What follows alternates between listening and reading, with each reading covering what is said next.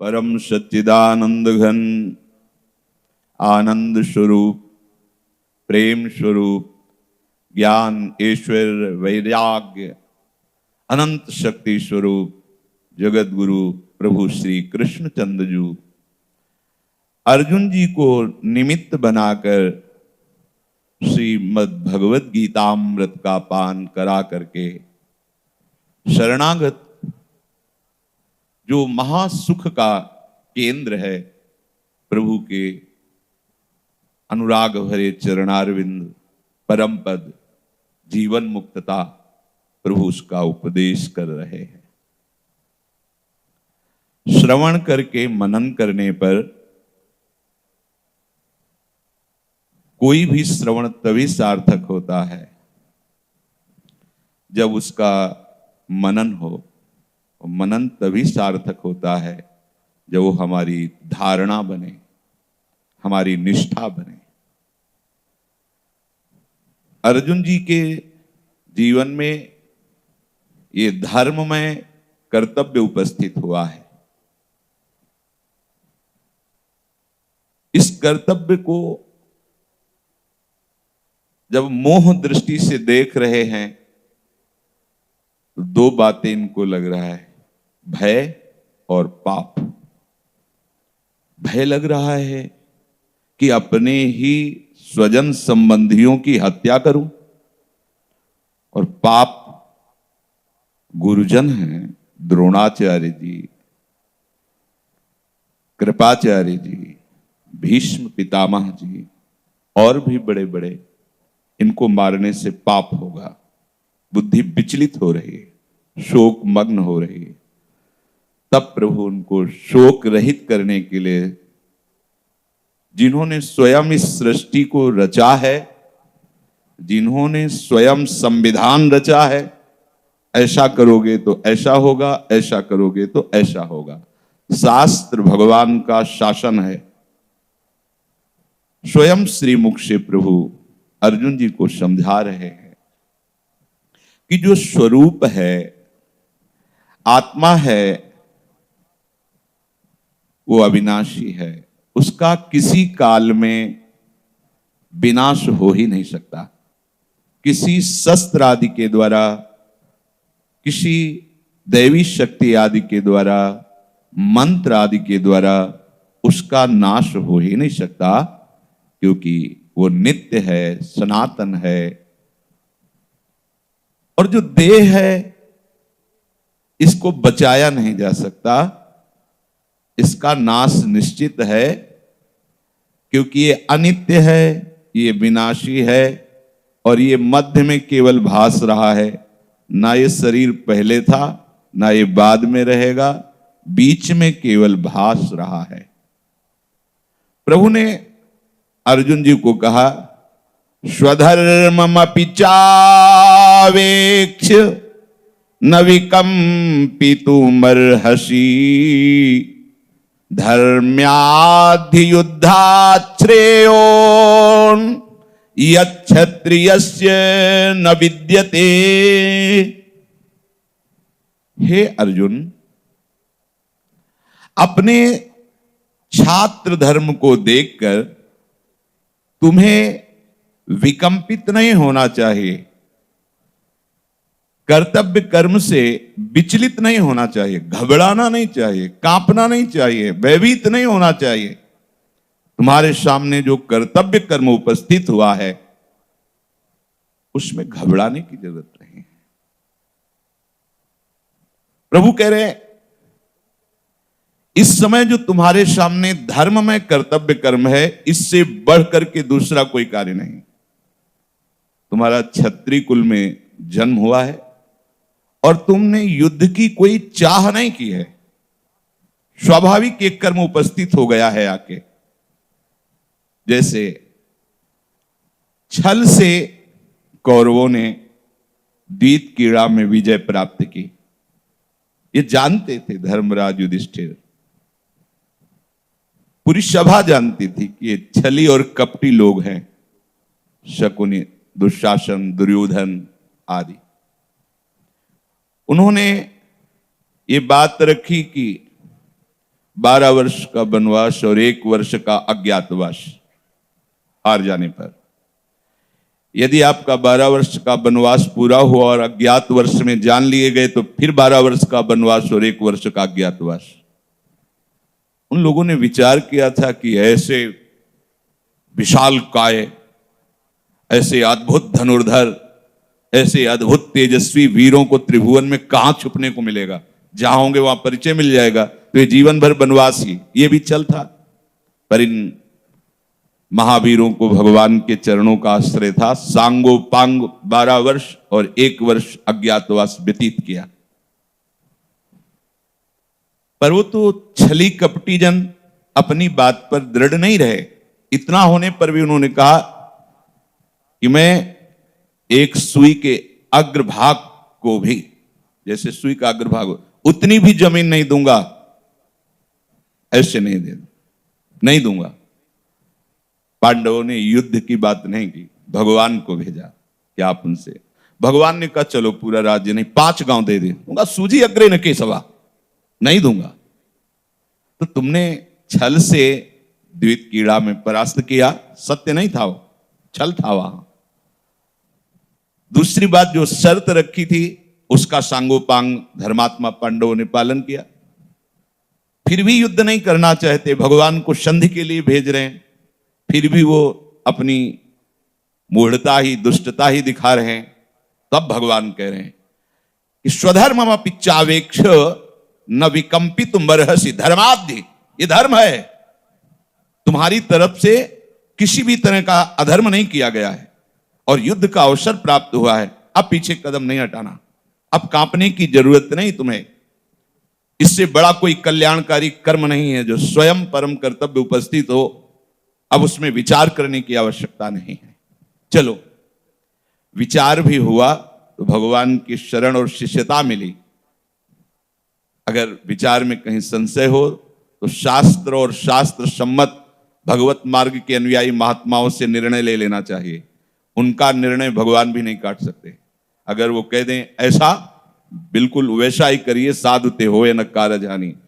फिर साधुओं के हृदयाराध्य प्रभु स्वयं बोल रहे हैं, तुम्हें अब विचलित होने की जरूरत नहीं है, किसी भी तरह से तुम्हें भय या शोक नहीं धारण करना चाहिए।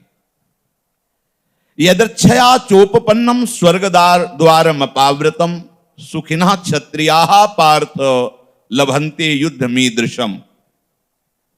ये अपने आप प्राप्त हुआ है युद्ध रूपी कर्तव्य, अपने आप, तुमने मांगा नहीं, तुमने चाह नहीं की है। अब ये खुला हुआ स्वर्ग का दरवाजा है।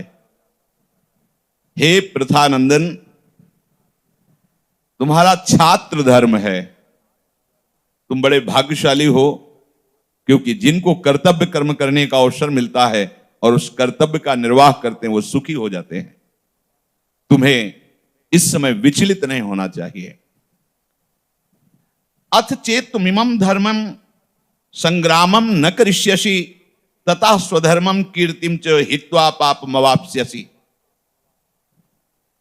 अब अगर तू ये धर्ममय युद्ध नहीं करेगा तो तू अपने धर्म और कीर्ति को त्याग कर पाप को प्राप्त होगा। अब लगता है कि केवल अर्जुन जी को उपदेश दिया जा रहा है, सबको कहां उपदेश दिया जा रहा है। आप कह रहे थे अर्जुन जी को निमित्त बनाकर सबको उपदेश दे रहे, तो सबका छात्र धर्म है क्या? भगवान कह रहे धर्म में युद्ध करो। तो एक महाभारत कुरुक्षेत्र में हुआ था और एक महाभारत हृदय क्षेत्र में हो रहा है। ये दुर्योधन की पार्टी है, काम क्रोध लोभ मोह मद मत्सर। भगवान को सारथी बनाकर गुरु रूप से उनका वर्ण करके उनके वचनों के अनुसार हमें ये युद्ध करना ही पड़ेगा, कोई भी हो। बिना युद्ध किए अपकीर्ति होगी, पाप को प्राप्त होगा। भगवान कह रहे, स्वयं श्रीमुख से कह रहे, तथा स्वधर्मम कीर्तिम च हित्वा पापमवाप्स्यसि। यदि तू ऐसा नहीं करेगा तो तेरी कीर्ति नष्ट हो जाएगी। मनुष्य जन्म मिला है 83,99,999 योनियों से ऊपर, ये बड़ा प्रशंसनीय जन्म है। दुर्लभो मानुषो देहो, बड़ा दुर्लभ है।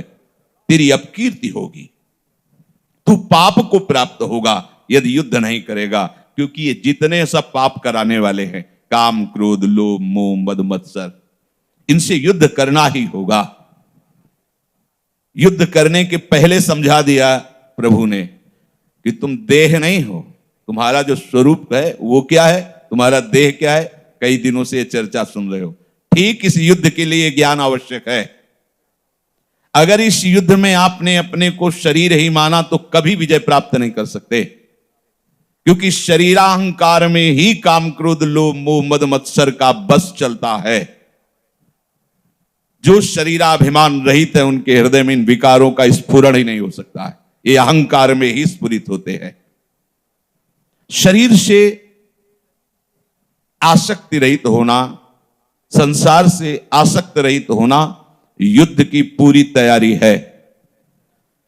परिवार स्वजन स्नेह संबंधी इंद्रियजन्य भोग, शरीर की अनुकूलता प्रतिकूलता, मान अपमान सुख दुख लाभ हानि, जब इनका कोई असर नहीं होता है तब इन पर विजय प्राप्त करने के लिए हमारा भरपूर आक्रमण होता है। काम क्रोध लोभ मोह मद मत्सर, आक्रमण का अस्त्र है विवेक। विवेक के द्वारा इनको भगा दिया जाता है, इनका अस्तित्व मिटा दिया जाता है। अकीर्तिम चापि भूतानि कथिष्यन्ति ते व्ययाम संभावितस्य चाकीर्तिर्मरणादतिरिच्यते। प्रभु कह रहे हैं सब प्राणी तेरी सदा रहने वाली जो कीर्ति है, क्योंकि तू विजयी योद्धा है, तू मेरा शरणागत है, तू मेरा शिष्य है। यदि मेरी बात नहीं मानेगा तो तेरी आजीवन अपकीर्ति होगी, निंदा होगी। बड़ा वीर बनता था, समझना, तेरी अपकीर्ति होगी। मनुष्य शरीर मिला, सदगुरु मिले, धाम का वास मिला, सत्संग मिला, और तू जहां का तहां तो तेरी अपकीर्ति होगी। क्या बना लिया? घर छोड़ा, भगवत मार्ग के पथिक बने, और वही काम क्रोध लोभ मोह मत्सर ईर्ष्या, क्या क्या मिला? अपकीर्ति होगी। खड़ा हो, युद्ध कर, अर्थात परमार्थ में विवेक का आश्रय लेकर इन सब का त्याग कर। त्याग वैराग्य का क्या स्वरूप है? यहां वर्णन करते हैं कि भगवत प्राप्ति के लिए वैराग्य का होना अत्यंत आवश्यक है। वैराग्य का अर्थ संसार को छोड़कर भागना नहीं है। कहां भाग के जाओगे? कहां? संसार तो यही लिए डोल रहे हो। ये जो आप 3.5 हाथ का शरीर देख रहे हो, पांच भौतिक, ये संसार का नमूना है। पूरे संसार का, पूरा संसार है इसी में नमूना है। संसार का त्याग का तात्पर्य है आसक्ति का त्याग, आसक्ति का त्याग। किसी भी वस्तु व्यक्ति स्थान शरीर के प्रति जो लगाव है उससे रहित हो जाना ही बैरागी कहा जाता है। ध्यान दीजिए, अपने शरीर का, अपने शरीर संबंधियों का और अपने इंद्रियजन्य भोगों का राग, लगाव, स्नेह, आसक्ति, इसका त्याग हो जाना। यह आसक्ति का मूल कारण अहंकार है। मैं अमुक हूं, मेरे अमुक है, मैंने ये किया, ये पढ़ा, ये सुना, ये करूंगा, ये पढ़ूंगा आदि। ये आसक्ति का मूल कारण देहाभिमान है, मूल कारण देह भाव है। जब ये अहंकार समर्पित हो जाएगा तब असली वैराग्य शुरू होगा। अगर ये अहंकार हरि गुरु चरणों में समर्पित नहीं करोगे तो वैराग्य का नाटक होगा, वैराग्य नहीं होगा। आसक्ति का मूल कारण अहंकार है और अहंकार ही समस्त दुखों का मूल है। संस्कृति मूल सूल प्रद नाना सकल शोकदायक अभिमाना, तो ताते करें कृपा निधि दूरी। गुरु रूपी हरि, हरि रूपी गुरु, ये करुणा करके जब कोई अपना समर्पण कर देता है, माना हुआ जो भी शरीर मन बुद्धि चित्त अहम गुण अवगुण सब जो कुछ, सीधे समर्पण, हार गया प्रभु अब आप संभालो। क्या समर्पण का स्वरूप? अब जोई कहें करें हम सोई, बस इतना ही समझो। समर्पण तभी माना जाएगा, अब जोई कहें करें हम सोई, आयस लिए चले निज दासी, मन क्रम वचन त्रिशुद्ध सकल मत, हम श्री हित हरिवंश उपासी। ये अहम का पूर्ण समर्पण है। अब जोई कहें करें हम सोई, आयस लिए चले निज दासी। अहंकार समर्पण तो आसक्ति का नाश आपको नहीं करना होगा, स्वाभाविक हो जाएगा। आपको उनसे नहीं मिलना, आपको उनसे बात नहीं करना, आपको ये नहीं खाना, आपको ये नहीं बोलना, आपको ये नहीं देखना, आपको यहां नहीं जाना, आपको ऐसे रहना है। क्योंकि आपने अहम समर्पित कर दिया, अब कोई प्रश्न नहीं बनता, जैसी आज्ञा वैसे चल रहे हैं। तो जो आसक्ति त्याग करना अत्यंत कठिन है, वो सहज में त्याग हो गई। समझना, हमें आसक्ति त्याग का प्रयास नहीं करना, हमें अहंकार समर्पण करना है। अहंकार समर्पण का स्वरूप है आज्ञा पालन। जब तक अपने आराध्य देव गुरुदेव के चरणों में अहंकार समर्पित नहीं होता, तो बहुत वर्षों के बाद भी उसकी यात्रा वहीं की वहीं खड़ी होती है और फिर वो भटकता हुआ दिखाई देता है। तब लगता है क्या वो महापुरुष नहीं थे जिनके इतने वर्ष संग रहने पर भी इसमें रंग नहीं चढ़ा? हां, नहीं चढ़ेगा। जब तक रुई रूपी पर्दा रखा है तो लोहे की डिबिया यद्यपि अंदर पारस है पर उसे स्वर्ण नहीं बनाएगी। ऐसे अहंकार रूपी पर्दा जब तक आप बनाए रखें, तब तक आपका हृदय प्रेम रस से डूबेगा नहीं, आसक्ति रहित नहीं होगा, संसार की वैराग्य युक्त नहीं होगा, वो राग युक्त ही बना रहेगा, क्योंकि अहंकार आपका बकाया है। और इसी अहंकार के महल में रहते हैं काम क्रोध लोभ मोह मद मत्सर। ध्यान रखना, अंतःकरण में जो अहम स्फुरित होता है, मैं स्त्री मैं पुरुष मैं विद्वान मैं रूपवान कुलवान धनवान आदि, इसी में सारे दोष रहते हैं। महापुरुषों ने इसे ढूंढा है, खोजा है। तो जब तक अहंकार है तब तक ये आसक्ति रहेगी, और जब तक ये आसक्ति रहेगी तो आवागमन रहेगा। बहुत खुली बात है। संसार का मार्ग और प्रभु का मार्ग ऐसे है, एक बाहर की तरफ जाता है, एक अंतर की तरफ जाता है। बाहर की तरफ जाता है संसार का मार्ग बहिर्मुख, और अंतर की तरफ होता है अंतर्मुखी भगवत मार्ग अध्यात्म मार्ग। दोनों मार्ग भिन्न दिशा में जा रहे हैं, ध्यान रखना, इधर और एक इधर। मनुष्य दोनों के मध्य में खड़ा है। अर्जुन कहां खड़े? दोनों के मध्य में। एक तरफ अपना पक्ष है और एक तरफ पराया पक्ष है। पराया पक्ष प्रकृति है, अपना पक्ष प्रभु है। ये इधर यात्रा है, ये इधर, दोनों पक्ष में के बीच में खड़ा कर दिया है रथ लाके। ये शरीर रूपी रथ दोनों पक्ष के बीच में खड़ा कर दिया। यदि वो संसार की तरफ भागता है तो प्रभु से दूर हो जाता है, और यदि वो प्रभु की तरफ चलता है तो संसार से दूर हो जाता है। एक से दूर होना ही है, तो संसार से दूर होइए, क्योंकि संसार की तरफ भागते भागते अनादिकाल से आज तक कभी हमें विश्राम नहीं मिला। क्यों? क्योंकि विश्राम स्थली केवल प्रभु के चरणारविंद है, केवल प्रिया प्रीतम के चरणारविंद है। एक बार चक्रवर्ती सम्राट पद पर जब भगवान श्री राम अभिषिक्त हुए, तो जब हरि गुरु बहुत द्रवित होते हैं तब यही उपदेश करते हैं। ये अमृत पद है। भगवान की ऐसी महिमा है, ऐसी चर्चा है, ऐसा नाम है, नाम में ऐसा रस है कि जो जीवन मुक्त हैं, ब्रह्मनिष्ठ महापुरुष हैं, वो भी इनकी चर्चा सुनते रहते हैं। देखो, सनक सनंदन सनातन सनत कुमार, इनको कोई कर्तव्य बकाया नहीं है, पूर्ण ब्रह्म स्वरूप हैं, लेकिन हर समय जपते रहते हैं हरिश शरणम हर समय।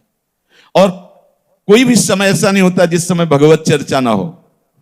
एक प्रवक्ता बन गए, 3 भाई श्रोता बन गए, भगवत चर्चा चलती ही रहती, नाम जप और भगवत चर्चा। ये बड़े बड़े ब्रह्मज्ञानी जीवन मुक्त महापुरुष पूज्यपाद सिउड़िया बाबा जी महाराज पद्मासन लगा के बैठ गए और सन्यासी ब्रह्मचारी जन भगवान की विविध अवतारों की चर्चाएं कर रहे और शांत। अंतिम लीला के समय भी प्रभुदत्त ब्रह्मचारी जी के द्वारा रचित जो श्रीमद् भागवत है वो गान हो रही थी और आंख मूंदे हुए बैठे थे, और वो लीला उसी समय भगवत चिंतन भगवत चर्चा। प्रभु ने अपने अवधवासियों को सबको सेवकों द्वारा बुलवाया कि आज हमारी हृदय में एक इच्छा है, सबसे हम कहना चाहते हैं, बुलाइए। सब अवधवासी आकर के विराजमान हुए। भगवान जो जहां बैठने योग्य जैसा स्थान सबको बैठाला। अपने भक्तों के भय का भंजन करने वाले भगवान ने कहा, सुनहु सकल पुरुजन मम बानी,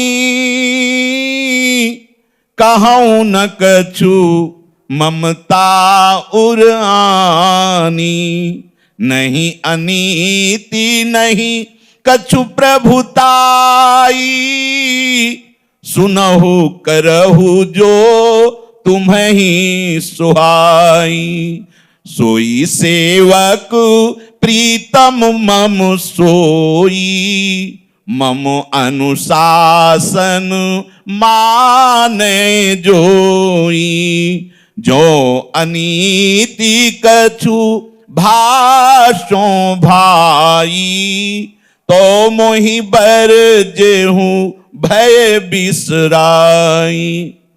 हे समस्त नगरवासियों, मेरी बात सुनो। ये जो मैं बात कहने जा रहा हूं, ये कोई ममता से युक्त होकर के नहीं कह रहा हूं,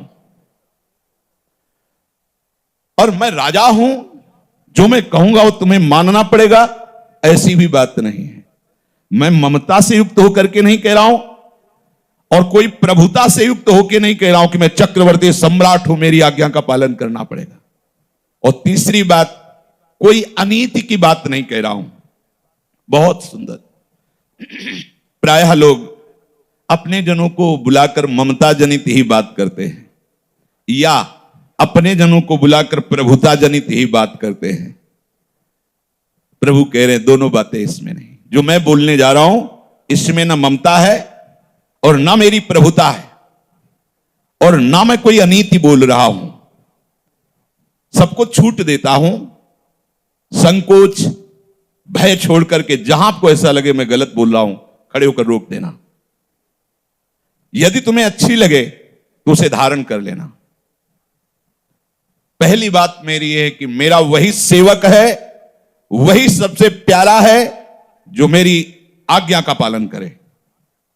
जैसा भी पीछे वर्णन किया कि हमारी दुर्गति का कारण संसार की आसक्ति है, आसक्ति का कारण अहंकार है। इस अहंकार को यदि हरि गुरु चरणों में समर्पित कर देते हैं तो स्वाभाविक परम वैराग्य हृदय में स्फुरित हो जाता है। समर्पित का लक्षण क्या है? अब जो ही कहें करे हम सोई, आयस लिए चले निजदासी। यहां प्रभु कह रहे हैं सोई सेवक प्रियतम मम सोई, वही मेरा निज जन है, निजदास है, वही मुझे सबसे प्यारा है जो मम अनुशासन माने, मेरी आज्ञा का जो पालन करे। आज्ञा का पालन नहीं करता तो न मेरा सेवक है न मुझे वो प्यारा है। ध्यान दीजिए, हमारी जहां जितनी भी बंधन वृत्तियां है, दुख शोक क्लेश अशांति है, वो आज्ञा उल्लंघन करने के कारण है। प्रभु कह रहे हैं कि जो मैं हृदय की बात बताना चाहता हूं सुनो। बड़े भाग मानुष तनु पावा, सुर दुर्लभ सब ग्रंथ निगावा, साधन धामो मोक्ष कर द्वारा, पाई न जेहि परलोक सम्हारा, सो परत्र दुख पावई, सिर धुनि धुनि पछताई, काल ही कर्म ही ईश्वर ही, मिथ्या दोष लगाई। बड़े भाग्य से भगवान कह रहे हैं, बड़े भाग्य से ये मनुष्य शरीर मिलता है। ये देवताओं के लिए भी दुर्लभ है, ऐसा सब ग्रंथ वर्णन करते हैं। ये शरीर साधन का धाम है, ये मोक्ष का द्वार है। अर्थात 84 लाख योनियों में केवल एक योनि ये है जिससे तुम परम पद पे आरूढ़ हो सकते हो, इस चक्र से छूट सकते हो। और किसी योनि में इतनी सामर्थ्य नहीं, देवताओं में भी ऐसी सामर्थ्य नहीं, इसलिए सुर दुर्लभ है। ये जो मनुष्य शरीर है ये सुर दुर्लभ है, ये साधन धाम है, ये मोक्ष का द्वार है। एक मानो उदाहरण में 84 दरवाजों का एक महल, और उसमें सब दरवाजों में ताला लगा हुआ है, एक दरवाजा खुला हुआ है। अब वो आंखों से अंधा आदमी टटोल करके चलता है, बंद दरवाजों में टटोलते हुए निकला, और जब खुले दरवाजे में आए तो खुजली लग गई। पैर तो चल ही रहे थे, खुजली में वो दरवाजा क्रॉस कर गया, फिर आगे वही, और उसे दरवाजे नहीं मिल रहा। समझ रहे हो वो अंधा आदमी कौन है? अपने लोग हैं। अज्ञान अंधकार में फंस करके विषय रूपी खुजली, ये भोग लूं, ये सूंघ लूं, ये देख, निकल गया दरवाजा, फिर भटको। 83,99,999 योनि, एक एक योनि में कितने प्रकार के जीव हैं। प्रभु कह रहे हैं पाई न जेहि परलोक संभारा, ये केवल परलोक संभारने के लिए है। बड़े भाग्यशाली हैं आप जो आपको चर्चा सुनने को मिल रही। नहीं, ऐसी मोह मदिरा पान किए हुए लोग भोगों में सो रहे हैं कि काल का उनको भय नहीं है कि मेरी आयु नष्ट होती चली जा रही, व्यर्थ में जीवन नष्ट कर रहा हूं। ये विश्राम करने का समय नहीं है, ये विश्राम करने का समय नहीं है, ये छूटने का समय है। छूटो, जो जो तुमने लगाव रख लिए हैं उनको छोड़ो, भागो, प्रभु के पास पहुंचो। ऐसा दावानल जल रहा है कि तुम बच नहीं सकते, नष्ट हो जाओगे। अभी समझ में नहीं आ रहा, बात समझ लीजिए।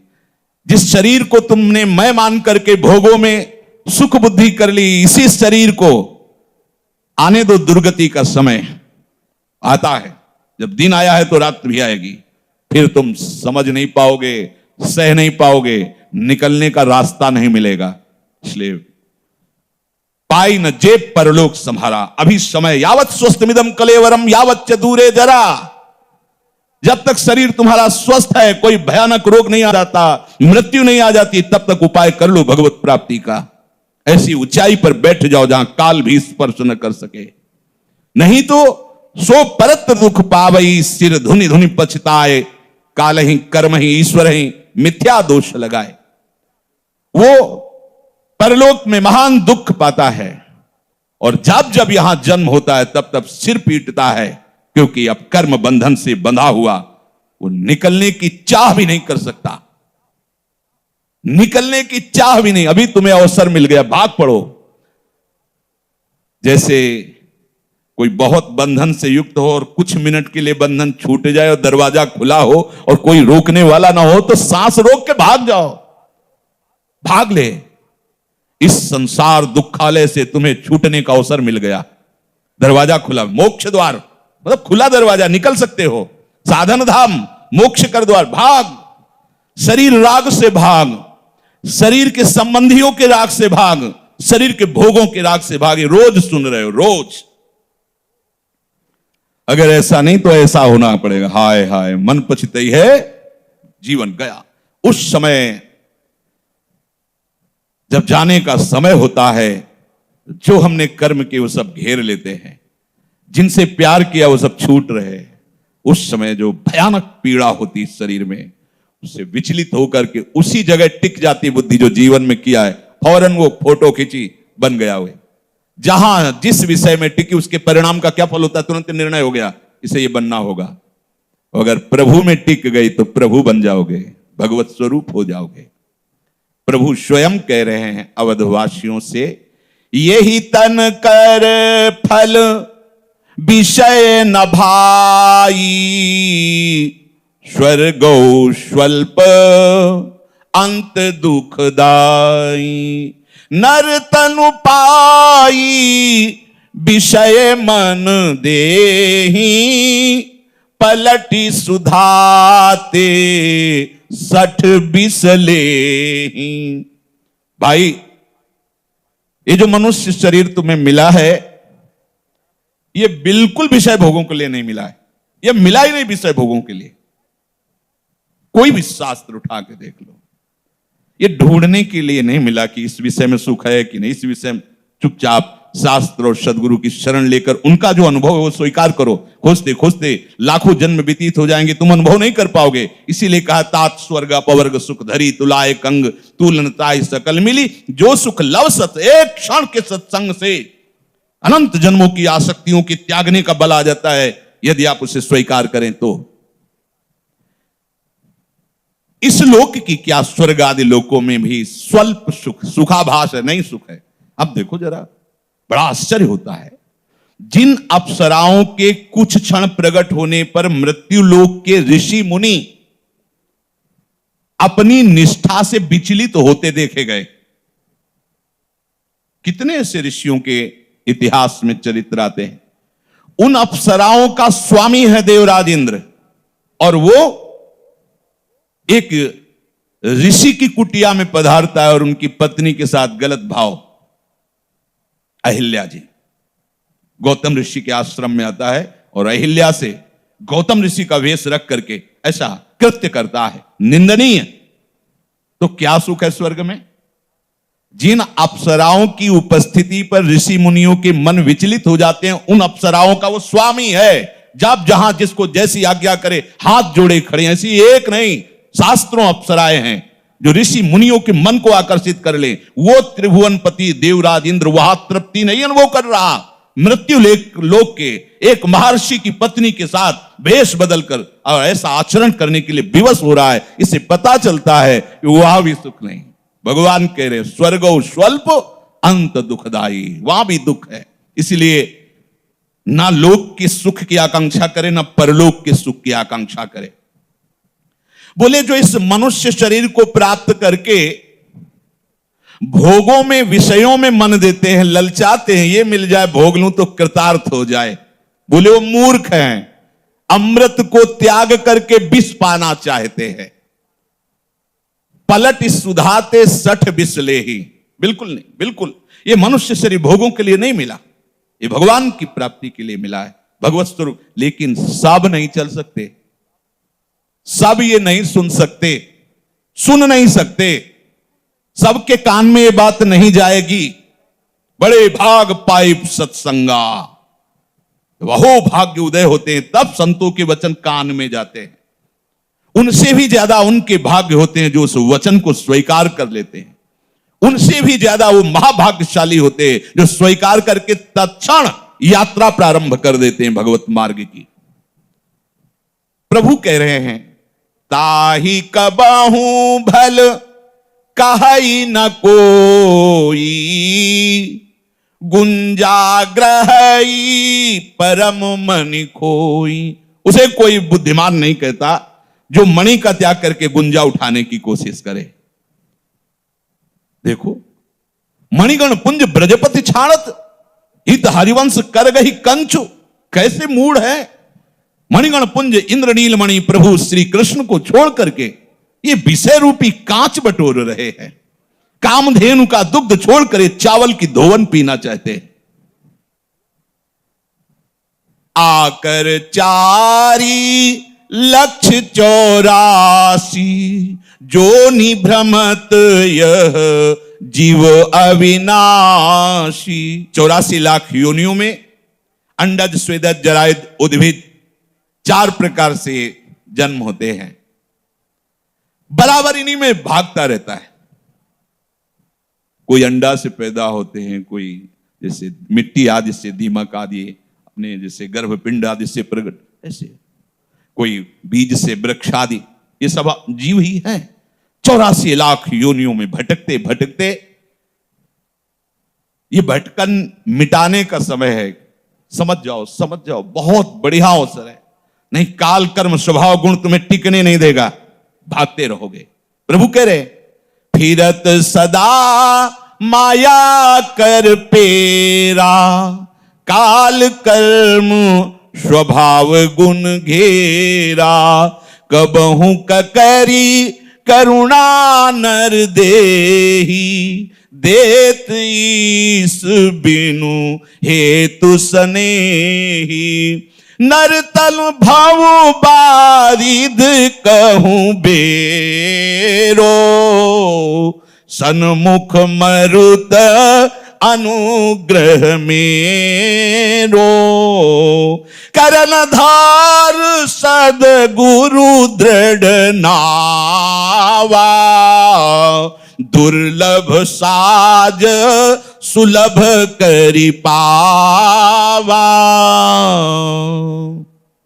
प्रभु स्वयं कह रहे, माया की प्रेरणा से कर्म स्वभाव और गुण से घिरा हुआ ये जीव 4 प्रकार की 84 लाख योनियों में भटकता रहता है। बिना ही कारण स्नेह करने वाले जो सबके ईश्वर हैं वही बोल रहे और वो संबोधन कर रहे, बिना कारण कृपा करने वाले वो ईश्वर दया करके फिर उस जीव को मनुष्य शरीर देते। चल अब इस बार तेरा उद्धार हो जाए, भटकना मिट जाए तेरा। ये मनुष्य शरीर भवसागर से तरने के लिए जहाज है। अगर नौका को अनुकूल वायु मिल जाए तो प्रयास नहीं करना पड़ता, सहज में नाव पार कर जाती है। अगर वहां भंवर भी है और अनुकूल वायु है तो झटके में पार हो जाएगी। प्रभु कह रहे मनुष्य शरीर मिला, मानो आपको भव समुद्र से पार होने की नौका मिल गई। और सन्मुख मरुत अनुग्रह मेरो, मेरी कृपा तुम्हारे को, अनुग्रह क्या, वो अनुकूल वायु। चल वृंदावन चल, ये सत्संग सुन, इन महात्मा से जुड़, ये नाम जप कर, ये ऐसे चल, ये उनकी कृपा है। यहां आना, यहां जुड़ना, यहां बातें सुनना, भगवत मार्ग प्रिय लगना, ये उनकी कृपा है। नहीं, सुनने का अवसर ही नहीं दिया जाता। जिन पर प्रभु की ये अनुग्रह वर्षणी दृष्टि नहीं है, उनको ये बातें सुहाती ही नहीं है। वो इधर कदम, अगर भूल से किसी के संग वस आ गए तो केवल दोष दर्शन और निंदा आदि के सिवा कुछ नहीं पकड़ पाएंगे। बोले अच्छी नौका मिल गई और मेरा कृपा रूपी अनुकूल वायु मिल गई और बड़े चतुर खेवैया सदगुरुदेव मिल गए। करंधार सदगुरु दृढ़ नावा। आहा, खेवैया मिलना बड़ा कठिन होता। नाव भी मिल गई, हवा भी अनुकूल, पर खेवैया नहीं तो कैसे होगा। खेवैया मिल गए, सदगुरु मिले, मानो अब मेरा अंतिम जन्म है, अब तो पार हो ही जाएगी नाव, पर अब भी चूक है। यदि ऐसा संयोग प्राप्त होने पर मनुष्य शरीर भगवत कृपा से नाम धाम रूप का आदि का परिचय, सदगुरुदेव की शरण, और यदि अब भी आसक्ति का त्याग करके भगवत प्राप्ति नहीं कर रहे हो तो कह रहे जो न तरे भव सागर नर समाज अस पाई, सो कृत निंदक मंदमती, आत्मान गति जाई। जिसे ऐसा सौभाग्य मिल गया है, मनुष्य शरीर रूपी नाव, भगवत कृपा रूपी अनुकूल वायु और सदगुरु रूपी चतुर खेवैया मिल गया है, और फिर भी वो भवसागर से पार नहीं हो पा रहा। अर्थात गुरु आज्ञा का पालन करके, समस्त रागों का त्याग करके, वैराग्य से दृढ़ होकर अनुराग मार्ग में नहीं चल रहा है, तो बोले बड़ा निंदनीय है, वो आत्महत्यारा है, उसकी दुर्गति निश्चित है। जैसे लोग कह देते हैं कि हम कोई पाप करते हैं क्या कि भजन करें, अपने लड़के बच्चों का पालन करते, मेहनत करते, क्या जरूरत है भगवान की। तो तुम सरकारी आदमी हो, स्वतंत्र थोड़ी कि जो तुम्हें मन में आवे सो करो। सरकारी आदेश है, जाओ मृत्यु लोक में, तुम्हें मनुष्य शरीर दिया, मेरा भजन करके समस्त आसक्तियों को मिटाकर जीवन मुक्त अनुरागी बनो। अब आप इस आज्ञा का उल्लंघन करेंगे, मोही बनेंगे, विषयी बनेंगे, भोगी बनेंगे तो सरकारी दंड मिलेगा, नरक, दुर्गति तुम्हारी होगी। आपने कहा हमने कोई पाप तो किया नहीं, तो आज्ञा का उल्लंघन सबसे बड़ा पाप है, भोगो। कई बार सुनाया है कि भारत सरकार तुम्हें सारी सुविधा देकर विदेश भेजे कि आपको अमुक काम करना है, भारत की तरफ से आप जाओ और ऐसा करो, जाके वहां आपको सारी सुविधा, गाड़ी बंगला, स्त्री परिवार सब सुखपूर्वक, और आप इसी में समय व्यतीत किए। जो समय दिया गया था वापस बुलाए गए, जिस काम के लिए भेजा गया था, जितनी सुविधाएं दी गई थी उसी काम के लिए उस काम को किया, बोले नहीं, तो भारत सरकार आपको जेल में डाल देगी कि आपने सुविधाओं का भोग किया लेकिन आपको जिस काम के लिए भेजा गया था वो काम नहीं किए, इसलिए तुम देशद्रोही हो, तुम्हें दंड मिलेगा। ऐसे ही भगवत द्रोही हो, भगवत आज्ञा का उल्लंघन करके भजन ना करते हुए विषय भोगों में समय व्यतीत किया, ऐसे दिव्य मनुष्य शरीर को तो जाओ नार की गतियों को भोगो, ये दंड मिलेगा। भगवत द्रोही हो। जो न तरे भवसागर असमाज नर पाए, सुअति निंदक मंदमति आत्मनन गति जाए। प्रभु कह रहे जो परलोक इहां सुख चाहू, सुनी मम बचन हृदय दृढ़ गाहू, सुलभ सुखद मार्ग यह भाई, भगति मोरी पुराण श्रुति गाई।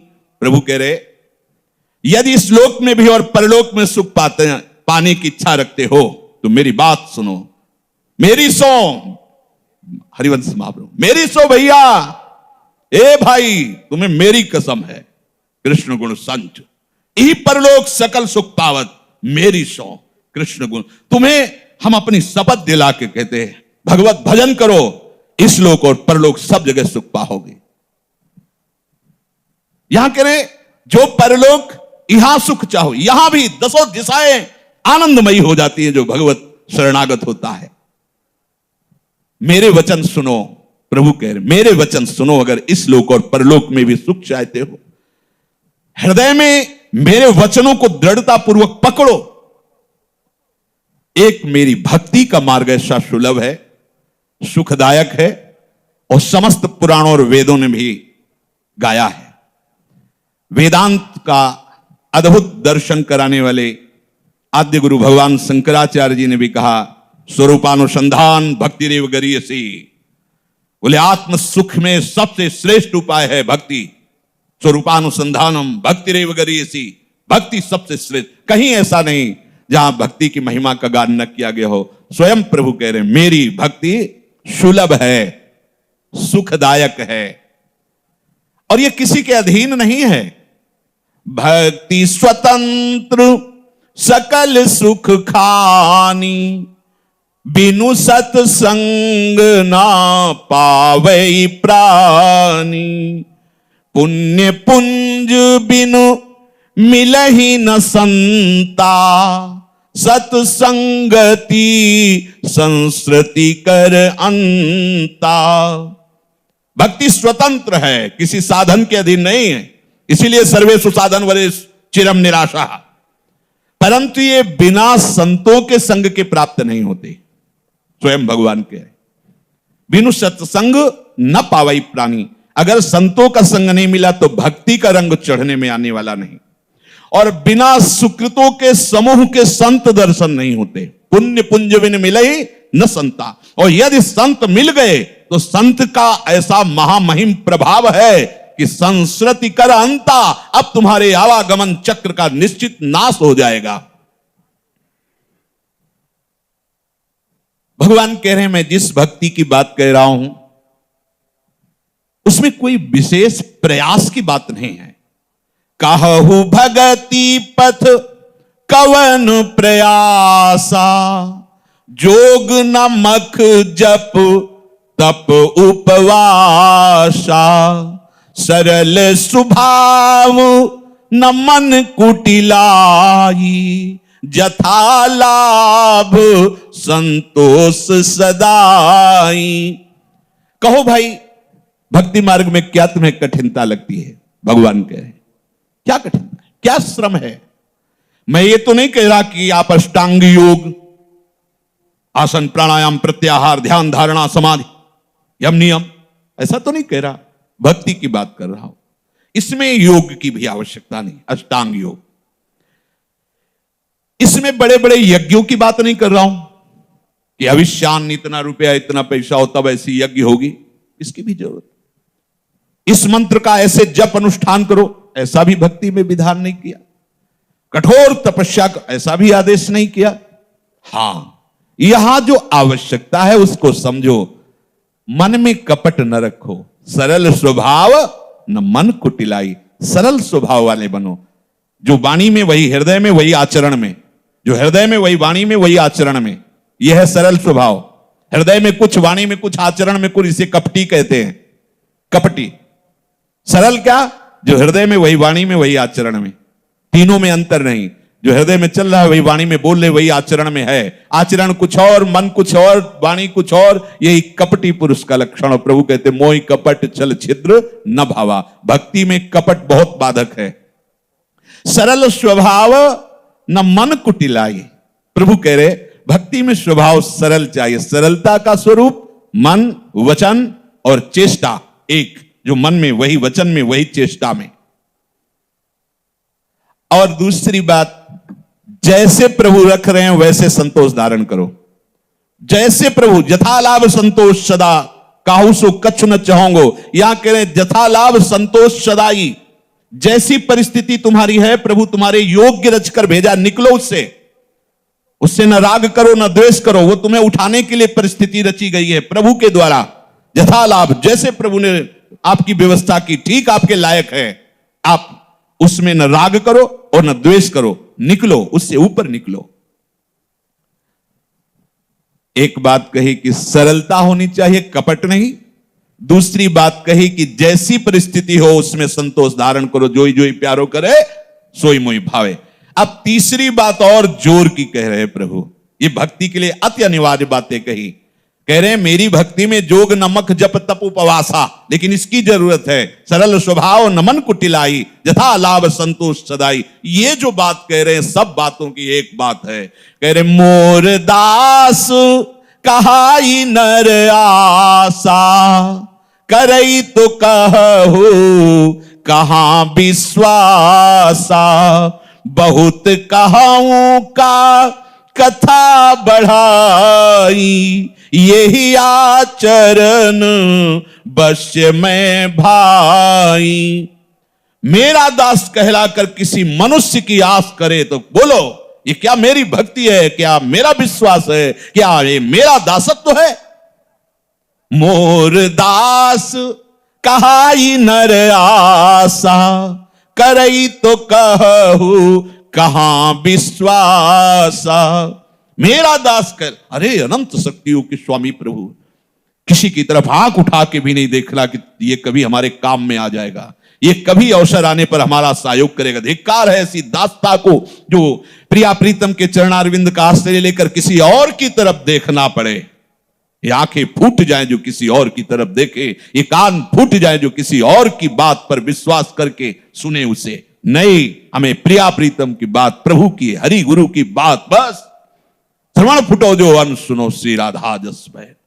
हमारे मुख में जो जिह्वा है वो अनन्य भाव से अपने आराध्य देव की रटन में, गुण लीला में रहे, अन्यथा मुख हो जाए, वाणी अंतर्हित हो जाए, बोलना बंद हो जाए या जबान कट जाए। ये निष्ठा, कितना आनंद है। इतने बड़े प्रभु ठेका ले रहे हैं, मेरा दास, फिर क्या उदास, फिर क्या दूसरों से आस, क्या भरोसा किसी और का। प्रभु का बल, महाबल, अन्य आशा नहीं। हम लोग फंसे। देखो प्रभु कह रहे भक्ति में ये तीन बातें अति अनिवार्य हैं। कपट मत रखो, सरल स्वभाव रखो। दूसरी बात, जैसी परिस्थिति है उसी में भजन करो, विचलित मत हो। प्रभु ने आपके योग्य परिस्थिति रची। तीसरी बात, किसी का भरोसा मत रखो, एकमात्र प्रभु से ही आशा, भरोसा और बल हो। प्रभु कह रहे हैं देखो अगर ऐसे आचरण करोगे तो मैं तुम्हारे बसीभूत हो जाऊंगा। प्रभु स्वयं अपना बसीकरण उपाय बता रहे, यही आचरण बस्य में भाई। ऐसे आचरण से जो युक्त होता है उसके मैं अधीन हो जाता हूं। कैसे? बैर न विग्रह आस न त्रासा, सुख में ताही सदा सब बाशा, सुख में ताही सदा सब आशा, अनारंभ अनिकेत अमानी, अनघ अरोस दक्ष विज्ञानी।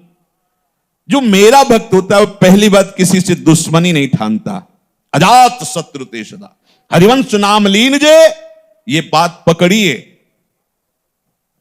अगर आपके अंदर किसी के प्रति भी बैर है तो अभी हरिदासत्व में कमी है। किससे बैर करोगे? सब में उसी का रूप समाया, कौन है अपना कौन पराया। साहब प्रणाम करने योग्य बंदनी मेरे प्रभु ही नाट्य कर रहे हैं माया को स्वीकार करके।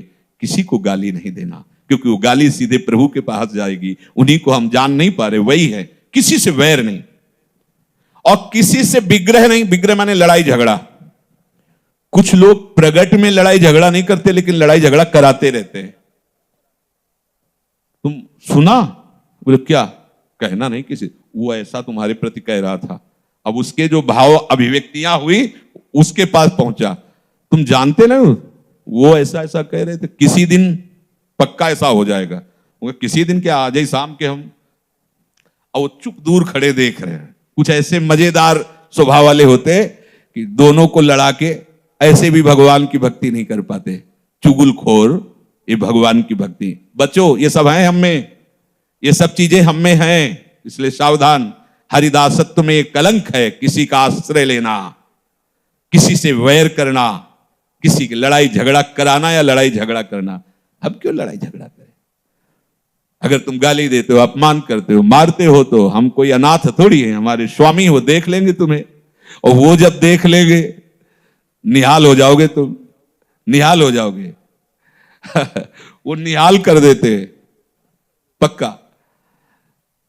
कभी द्वेष करने लायक नहीं रहोगे जिस दिन उनकी दृष्टि पड़ गई। बहुत सावधान। भगवान मांग कर रहे हैं, वैर न विग्रह आस न त्रासा। किसी और से आस नहीं, मिटाओ। अभी देखो कहां आस है। किसी के शरीर से आस, किसी के भोगों से आस, किसी से कोई आस नहीं। एक भरोसो, एक बल, एक आस विश्वास। बैठो तो आप विश्वास पकड़ करके। आपको लगेगा कि आपके पास तो है, तो सब वृंदावन आए थे, एक व्यक्ति का परिचय नहीं, एक धन का तो नामो निशान नहीं, भोजन की व्यवस्था नहीं, किसी को जानते नहीं थे।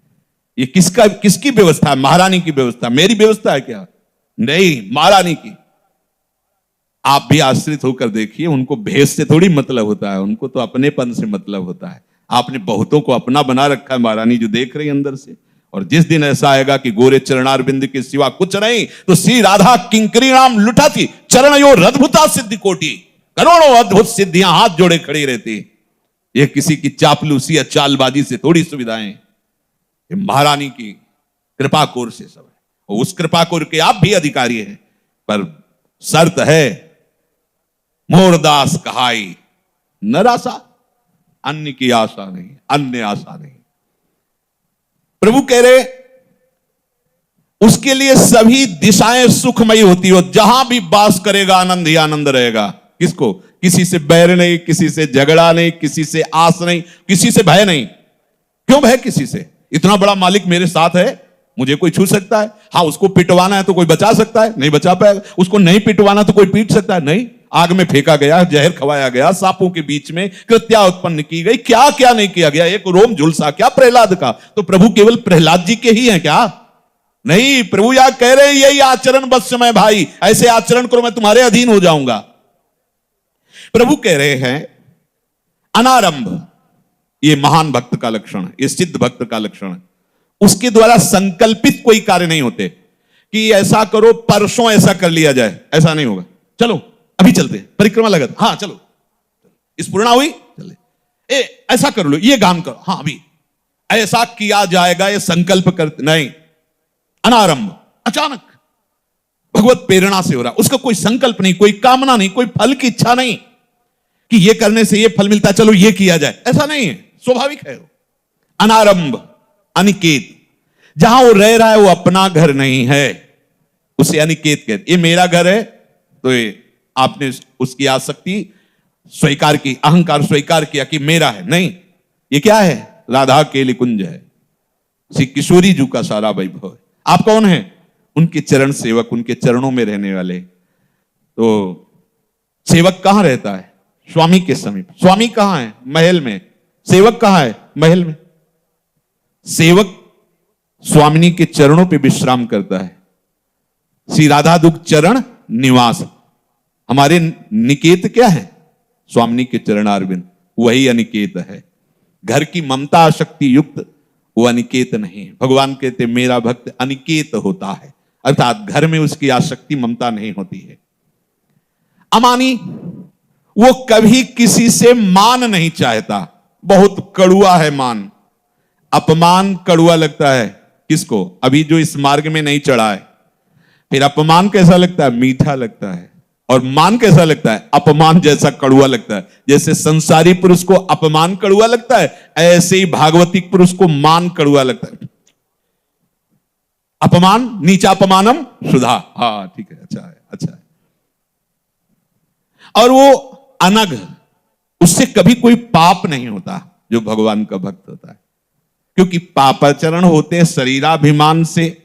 मैं स्त्री हूं, मैं पुरुष हूं, मैं भोगूंगा, मैंने भोग लिया, मैं भोग सकता हूं, इसी से पापाचरण होते हैं। शरीरासक्ति, शरीराभिमान से ही पापाचरण होते हैं। और वो पहले ही अहंकार भगवान के चरणों में समर्पित कर चुका है, इसलिए उससे कोई पापाचरण नहीं। वो निष्पाप होता है, न पूर्व न वर्तमान न भविष्य, तीनों में वो निष्पाप होता है। अरोष, कोई कितना भी करे उसे क्रोध नहीं आ सकता, वो अरोष होता है।